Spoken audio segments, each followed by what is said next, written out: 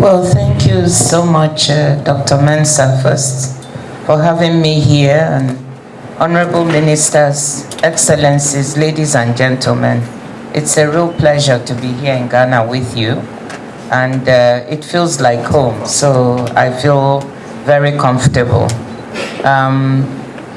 It is a big honor to be able to start with Ghana in my first official tour of Africa, and to be received by all of you and later on by His Excellency today. I also want to thank the Honorable Minister of Trade and the Deputy Minister, because since I came, they've made sure that I've been kept busy, but in a very, very nice way. So thank you.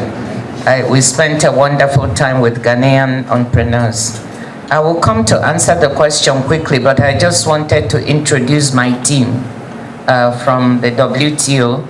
And maybe I will add His Excellency the Ambassador Antwi, who is Ghana's ambassador to the UN international institutions in Geneva, including the WTO, and his deputy, who works with us on trade. I consider them to belong to both Ghana and WTO. So, and then I have my gender advisor and special assistant. Her name is Nicole Mensah, one of the most brilliant young ladies. I have my senior advisor on environment and agriculture, Yuvan Bedesher from Mauritius. We have another esteemed Ghanaian here, who is the director of agriculture at the WTO, Dr. Edwini Kwame Kesi.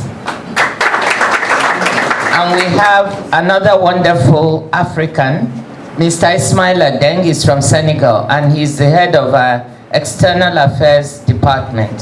So we are all Africans here with you today. So coming to the issue of the WTO, I just want to start with the purpose, because most people don't know what the WTO does or how it benefits countries. So I want to start with that. So the World Trade Organization's purpose is to enhance living standards of people, of its member countries, of which there are 164, help create employment and support sustainable development. So it's all about making people's lives better. And it is one of the three bodies, organizations created for economic governance of the world. It was the IMF, which you all know, the World Bank, and the WTO. The first two are based in Washington, the WTO in Geneva. And it governs the rules. It presides over the rules that govern world trade. So for instance, if there were no WTO, it means that when Ghana tries to sell its cocoa, coffee, gold, oil, there's no predictability. The people you're selling to can charge you any customs duties or tariffs they want. Maybe they tell you they're going to charge 18%, but when the goods arrive, they say it's 100%. There are no rules, anything goes. So it becomes survival of the fittest. But when you're a member of the WTO, which takes years just to become a member, you have to do so many reforms. It means there are some basic rules agreed about how countries trade with each other, which type of tariffs they can charge each other, what type of rules they must obey when trading, so that when you sell your products, there's predictability. You don't have to fear that halfway on the ship, they are going to charge you something else or even stop the goods from coming in. So it is at the lifeline of survival for countries, because we all must trade to survive. So I wanted people to understand what it does, because I told people if they don't know what the WTO does on my continent and in my country, then we haven't started. So coming now to the specific issue which Dr. Mensah posed, what we tried to do at our ministerial conference last year, where Ghana was also quite active, is that we tried to look at those agreements that would be beneficial, especially to us here. There were some ongoing agreements that the WTO has been negotiating for many years without success, without being able to conclude, because it's a consensus organization, meaning that every member must agree before you can get an agreement. It's not like let's say the World Bank or the IMF, where it shares. you know, based on economic power. So the richer countries have greater power. At the WTO, everyone is equal. Every country is equal, from the smallest island to the largest US. They all have the same voice, which is wonderful because it means developing countries have a strong voice, but it also means gridlock sometimes because getting everyone to agree is difficult.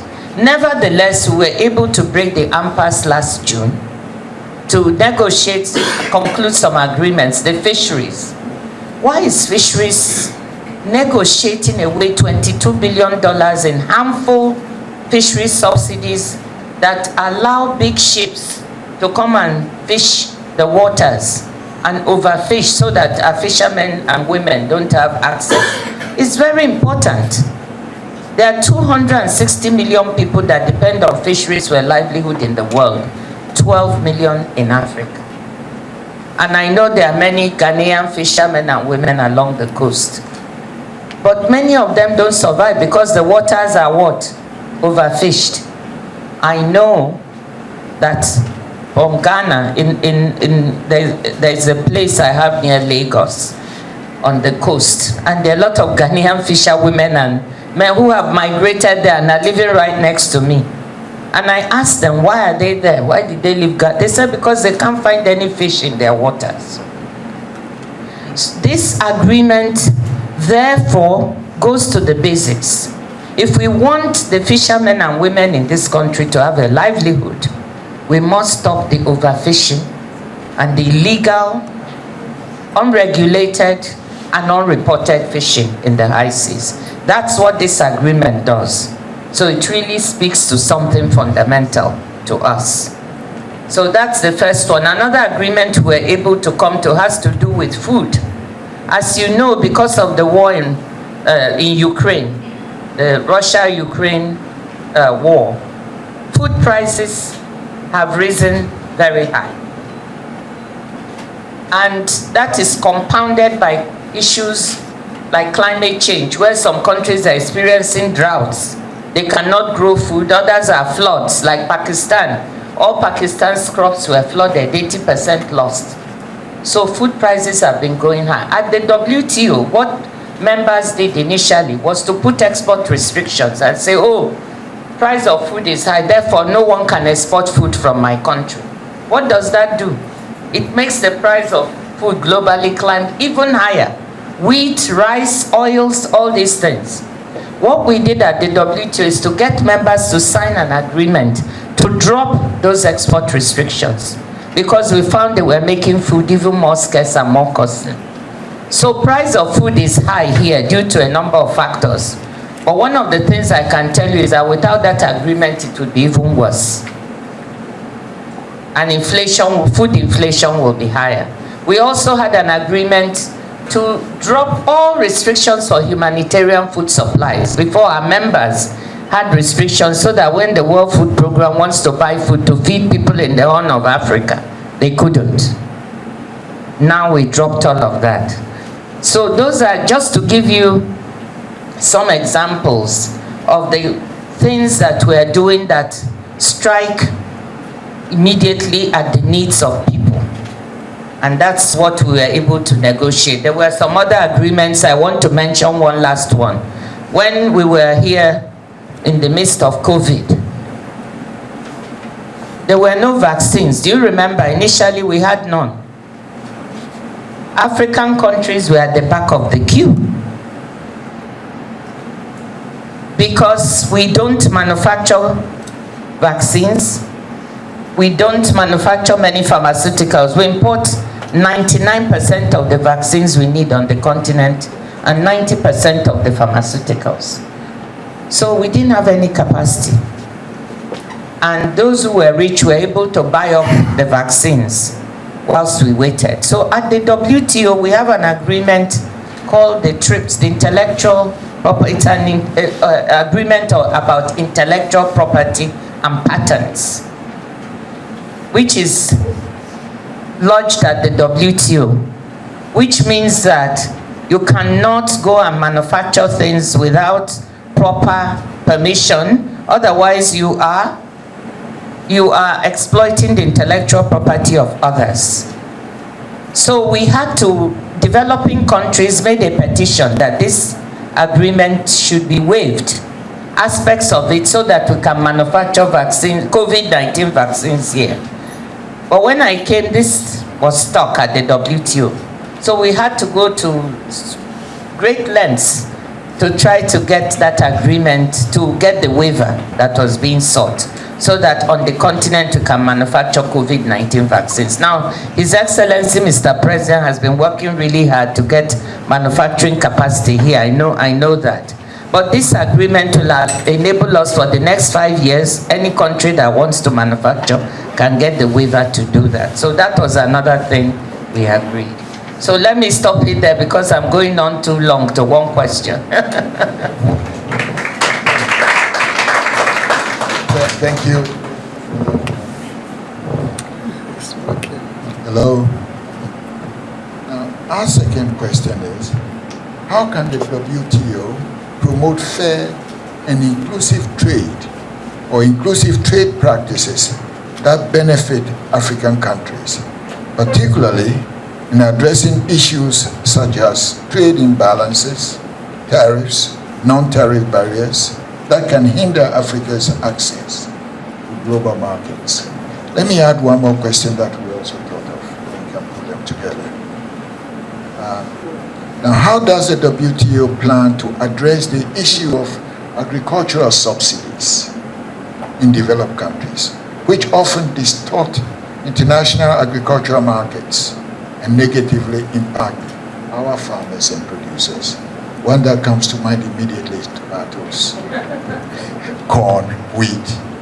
But how can WTO help us? Well, thank you very much. Those are two very important questions.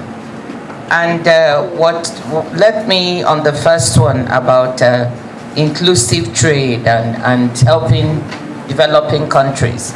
So at the WTO, every agreement is supposed to have a provision for what is called special and differential treatment. That means that it recognizes that developing countries, such as our countries here in Africa and Asia and elsewhere, Latin America, need additional time because they are not as rich as the other countries to implement any rules, and so they can benefit better from any of these agreements. So most WTO agreements do include provisions to enable developing countries have adequate time and adequate space in their trade that will be beneficial to them. But this special and differential treatment, it was supposed to be that in the Doha round, I don't know how many people remember that WTO was supposed to be negotiating a round, I think 2013, right? It broke down and it was never completed. And since then, there have been issues about how to recognize adequately the situation of developing countries. So agreement by agreement, we try to build in this special and differential treatment that will enable developing countries have more leeway to promote their development and more leeway to implement agreements. So generally, that's how it's handled. But developing countries are not really as satisfied, and they want to push for greater recognition of their issues, for greater room so that they can industrialize, they can manufacture more, they can add more value to their products without WTO rules getting in their way. And that is where we are heading now. How do we get agreements to allow this, what they call policy space, so that our countries can manufacture more, add more value to their products? So generally, WTO recognizes the special place of developing countries, but we have taken it agreement by agreement to make sure we add special provisions for our countries to be able to have more room to develop and have policies that are not restricted too much by WTO rules. That's the way we've been doing it. On agriculture, Edwin is here. He can say more. He has been running agriculture at the WTO for years. It is a very problematic area, because as you say, there are large subsidies. Agriculture subsidies now are calculated to be anywhere between $500 to $800 billion. That's huge. If we don't do anything, we could reach $1 trillion by 2030. And most of these subsidies are in developed countries and emerging markets. And as you say, they do, because we don't have the money to subsidize, it means that those who have can have an unfair competitive edge with respect to the agricultural products. Cotton, the biggest problem we have actually in Africa, it's not even food products or anything, it's cotton. Because some countries subsidize their cotton farmers far more than we're not able to be competitive. So the cotton for Mali, Niger, Cote d'Ivoire, and those countries, and there's some production in Ghana, there's some in Nigeria, we can't compete as well because of these subsidies. That is why we have the agricultural negotiations, to try to do away with those subsidies and create a more level playing field. But you know how it is. Agriculture in each country and farmers have a very big hold on politicians. So MPs are here. When the farmers start gathering in any country and blocking the road and say you're not doing it, the politicians, they don't allow government to act on any of these things. That's what's happening in the US. That's what's happening in Europe and other places where these subsidies are prevalent. So it's going to be a fight, a big fight, to see that those countries that have these subsidies start trying to, in fairness to some of them like the European Union, they've tried to reduce and cap the number of those subsidies or the amount. But it's not enough. We need everybody to do much more. But beyond subsidies, we also have non-tariff barriers. You know, they can put all sorts of other requirements. You know, your products have to meet certain sanitary and phytosanitary requirements. They have to be produced in this way. Those are also problematic.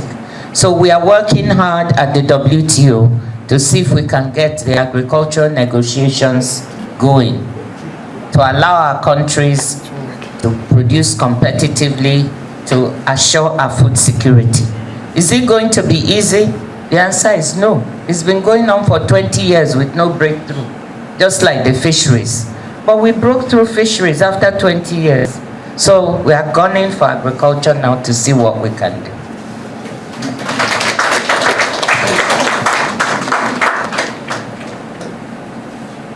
Ngozi, how can the WTO work with African countries to strengthen regional integration and intra-Africa trade? We have challenges such as infrastructure gaps, diversification, trade facilitation measures, and harmonization of trade policies. What can WTO do for us to encourage this? And then AFTC after, can it help? Commodities we have here, we also have to manufacture more.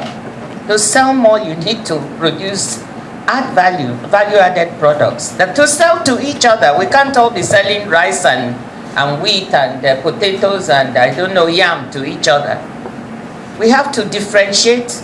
We have to add value to sell more inside and outside.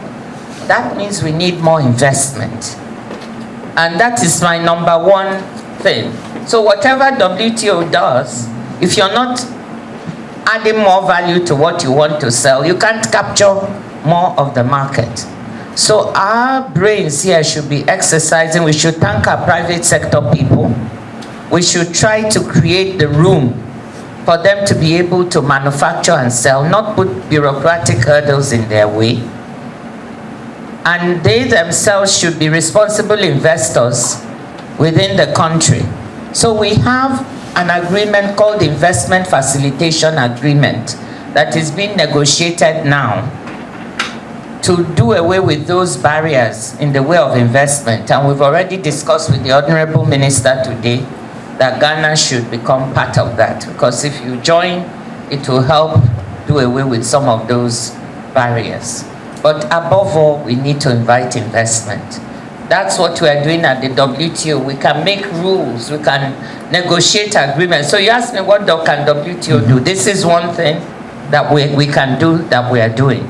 We can also partner with other organizations. We are not a financial entity, although we have resources to build capacity, to help with training, so that those who want to export and they are meeting barriers, like we met with the women today, we can help to work with them to break into new markets. But we work with our sister agencies, the World Bank, the IFC, the IMF, to try to look at those barriers you talked about, infrastructure. We cannot build it, but they have the financing.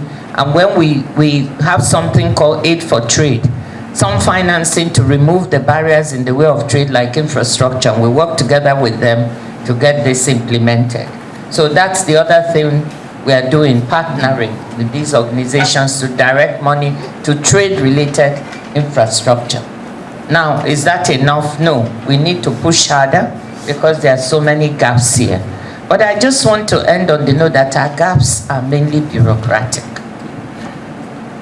We are our own enemies. Even if you build the most beautiful road, but a lorry that gets to the border between Ghana and, say, Cote d'Ivoire, sometimes has to wait there for, I don't know, 6 or 7 hours with perishable goods, and it's not able to cross. I'm just taking an example. Could be between Uganda and Kenya, or between Rwanda and some other country. Then that doesn't work. So I want us to look inside first and remove our own barriers to ourselves. And then whatever the WTO has to do can come to enhance that. Let me just end that section with one point. The cost of doing trade in Africa is equivalent to a tariff of 354%. That is what we've calculated. This is double and triple that in the developed countries. 354, and when we are trading amongst ourselves, is equivalent to a tariff of about 420%. So we've calculated it at the WTO. If Africa cannot bring down the cost of trade, then we will not be able to make it. So that's what we need to work on. Thank you. Thank you. Another issue, Dr. Ngozi, we know that most European countries also developed on the back of coal, oil, gas, and so on. We know the WTO is doing a lot of work on climate. And I understand that the last WTO report was on climate change and international trade. How is the transition going? Are we, in Ghana we still have oil and gas.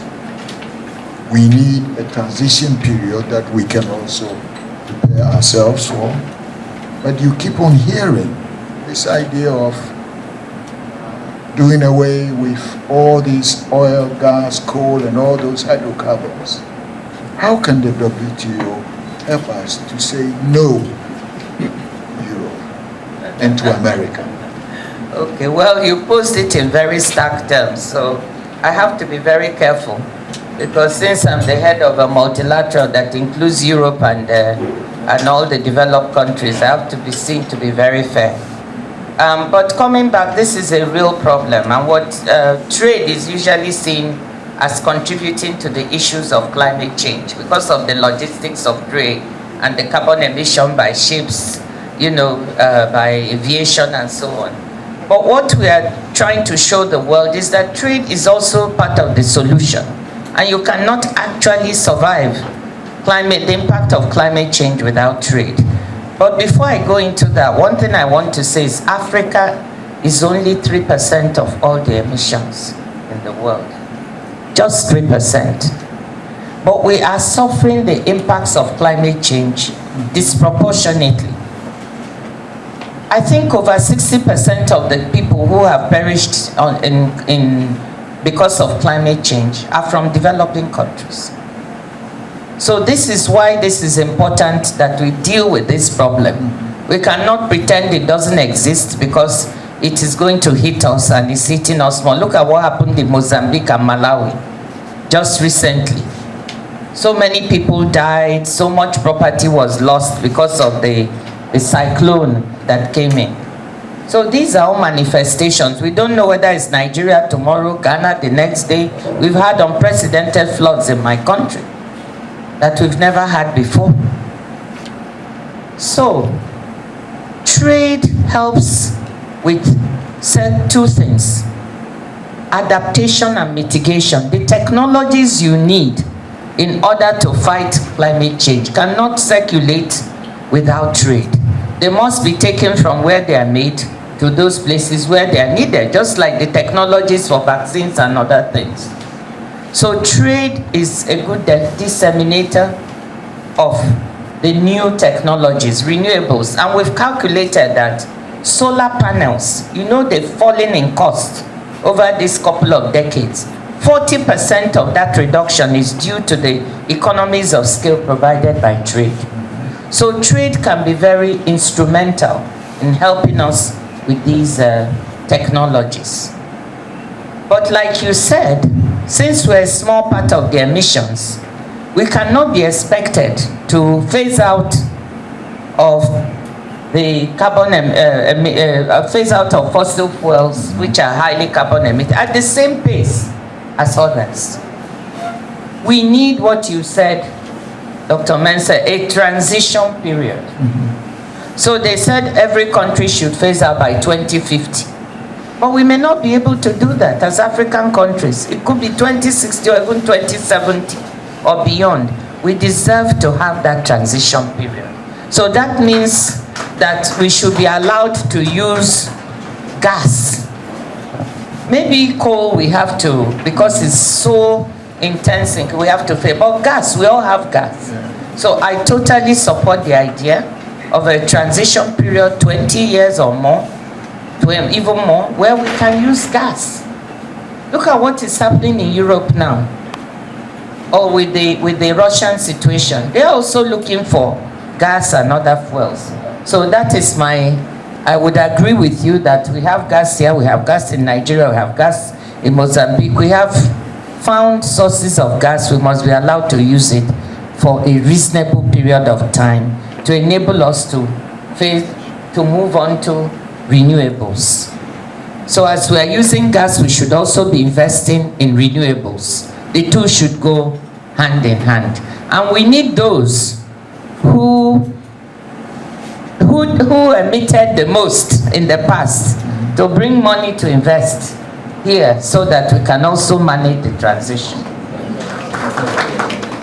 But that also means that we have to hurry up and industrialize, build infrastructure very fast, because knowing that in 20 to 50 years we'll not be able to use our natural resources, mostly these hydrocarbons. We need to really, if we're going to utilize it, we have to hurry, isn't it? Well, we have to invest better. We have to ask ourselves, well, every dollar we earn from these natural resources, are we investing this money appropriately? Above all, I'm concerned about the infrastructure you talked about. We must invest in energy. 55% of the population on this continent has no access to electricity. We cannot move forward with that. So, yes, we have to hurry, but more important to me, we have to look at the quality of investment. Tackle electricity, because we're not going to go very far if we don't have access to that energy. Tackle technology.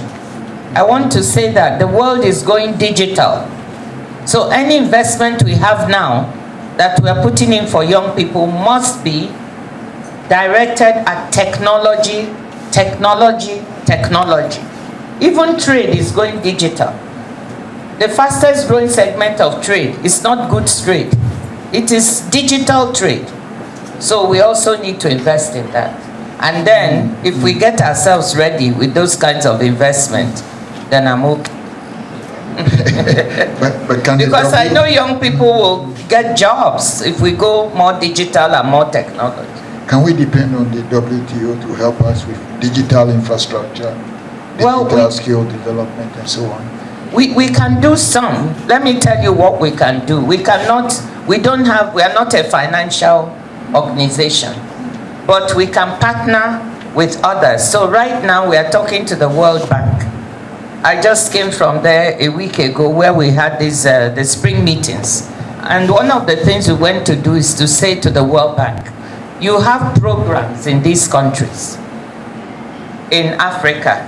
So I met with the two vice presidents of Africa, one of whom is Ghanaian, Victoria Kwakwa, who is a lovely and excellent lady, and Usman Diagana, who is the other vice president. And I said to them, we are all Africans. How can we look at the countries that we have to assess their needs for digital infrastructure? You have financing, let's put a program so you can pay for the hard infrastructure. We will come with you to develop the soft. Soft infrastructure is regulatory frameworks, because you need to regulate the use of these technologies. Not anything goes, but you need to know how to do it. WTO has that ability to help build those regulatory frameworks. So we partner with them to do that, and they partner with them and they build the hard infrastructure. We're looking at 7 countries right now. 4 or 5 of them are in West Africa to see what we can do, but the ones are mostly Francophone countries. We haven't come to Ghana yet. So we will look at that to see. And that's the idea, that we'll partner with them to put this in place, and then we will be able to help countries to be at the, see how they can be able to benefit from the new developments that we're seeing in digital. At the WTO, we are negotiating rules that underpin digital trade. Because again, if you have all this going on and it's a free-for-all, anyone can do anything, take your data when they like, without your knowing, use it the way they like. There are no rules of the game. You are not benefiting from the digital sales in the way that we should. That doesn't work either. So we have what we call a plurilateral negotiations on e-commerce with 90 countries that are negotiating these rules at the WTO. Once they are finished, those will become the rules that govern digital trade. And that will bring more predictability and more certainty to this trade. So we are doing that too. Thank you. And one of the last questions. During your time as finance minister of Nigeria, you said earlier, you spearheaded negotiations with the Paris Club, same club we're dealing with now. That led to the wiping of 30 billion of Nigeria's debt, including an outright cancellation of 18 billion. What advice can you give us? Ours is only 48 billion. Yes, ours is only 48 billion. We are the same club that forgave, or you were able to negotiate with them to write off 30 billion, 18 billion outright. We're there. What can you tell us? And how do you think we should go about it? Abna, I think this is a question for you, right? Yes. Abna is the Deputy Minister of Finance. Yes. Well, let me begin by saying that I think that the finance team in Ghana is working hard and is doing the right things now. I have to say that. They know that they have to embark on some reforms in order to be able to make this debt restructuring or debt forgiveness work. We had to do exactly the same thing.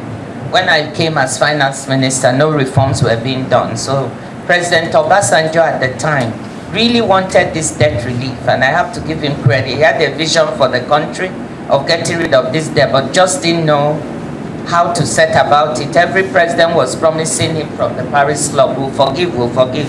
But when they get to the finance ministers, they will say, forgive what? Nigeria is an oil producing country, we are not forgiving. So it was always a roadblock. Then he brought me, and I explained to him that it's getting stuck at the level of finance ministers. They will not agree in these G7 countries unless we do certain things. And part of those things was to do a set of reforms which I knew about, and we were able to plan for the country.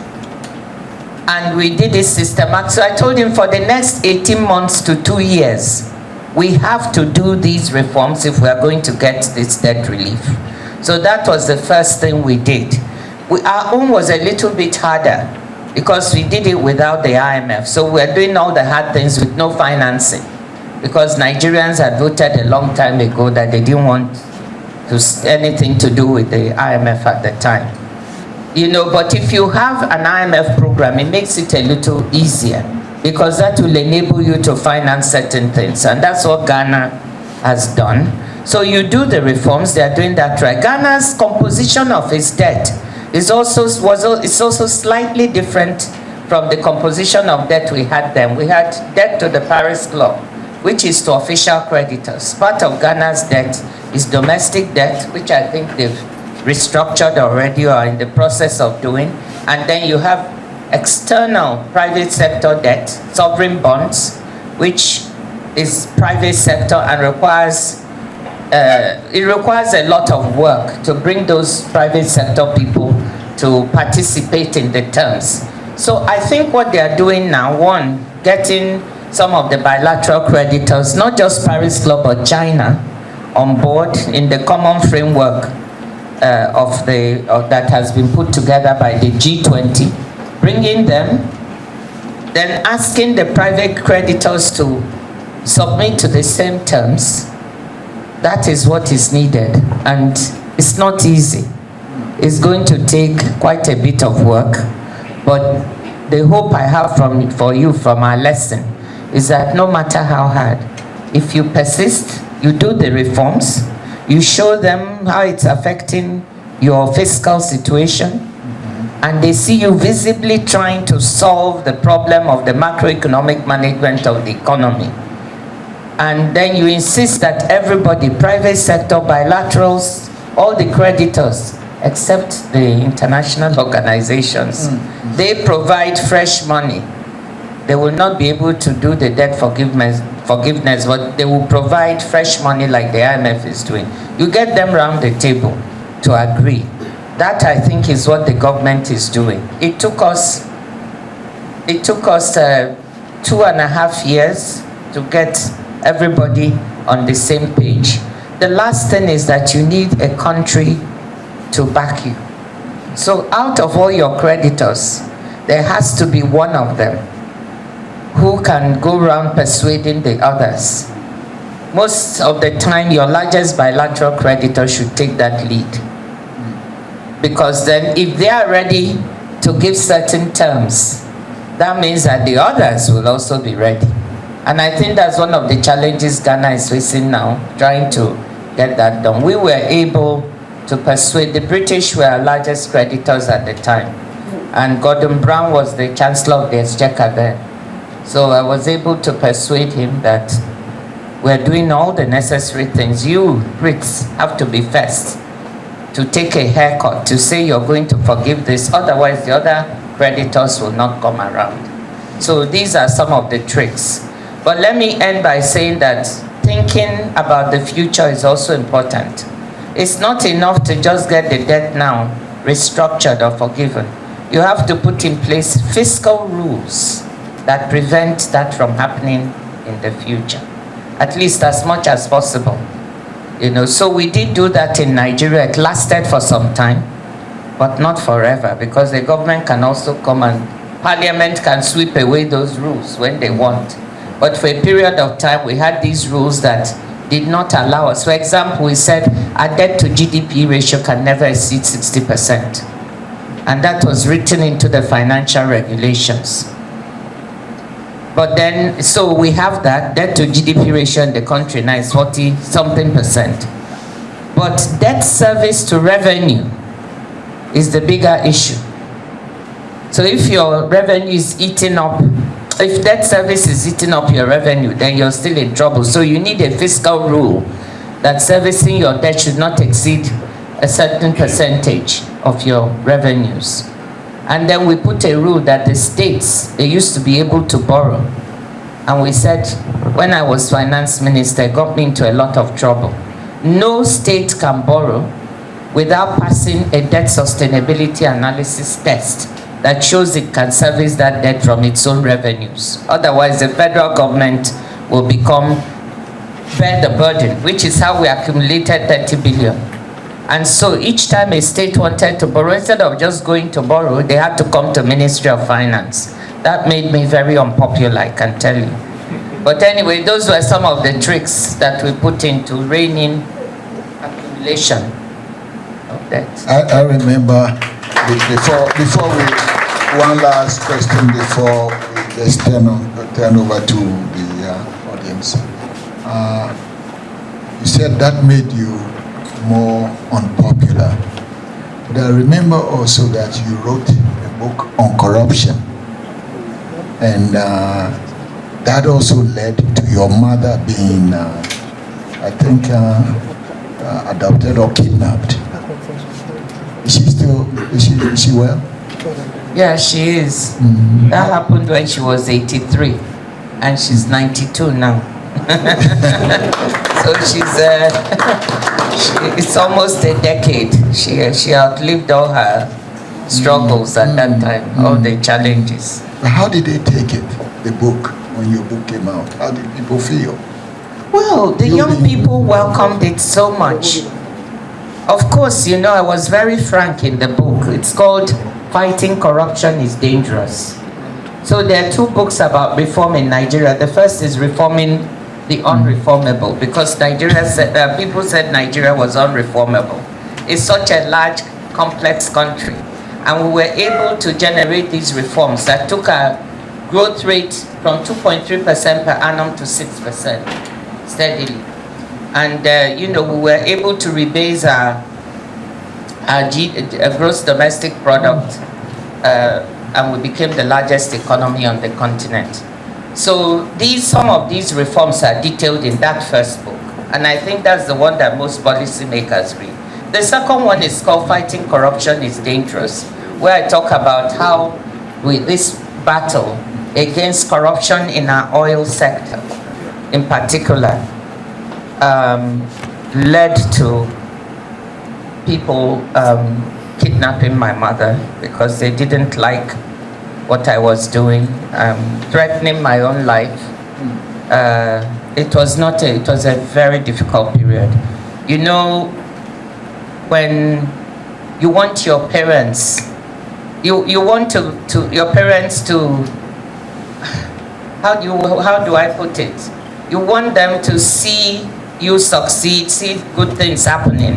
But when you become the person who is responsible for their falling on difficult times, you feel very bad. So I never felt so guilty in my life as when my mother was kidnapped because of the reforms we were doing. And she was held for 5 days without food, without anything. And anyway, I'll leave you to read the book. So that book has a lot of truths in it. Young people love it because they think it shows them for real. I talk about really what was happening in the economy, and they like that. Yeah. It was not an easy book to write. Because it could get me more trouble, you know, by the time you tell the truth. Because I'd like to, now that we are at the end of question and answers, for a few questions.